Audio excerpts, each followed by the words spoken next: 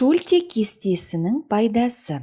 Шульте кестесі зейінді, есте сақтауды және ойдың шоғырлануын дамытуға арналған әдіс. Оны неміс психологы Йохен Шульте ойлап тапқан.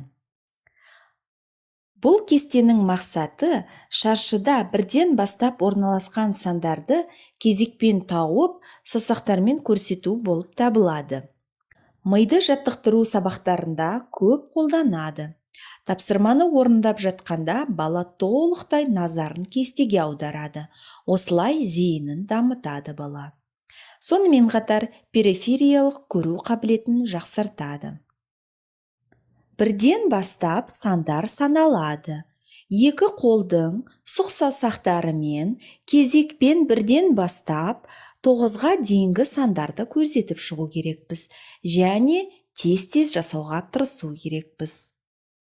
1, 2, 3, 4, 5, 6, 7, 8, 9. Үй жағдайында да күнде қайталап отырса, баланың зейінін, есте сақтау қабілетін жақсартуға болады. Каналыма жазылып, лайк басуды ұмытпаңыз.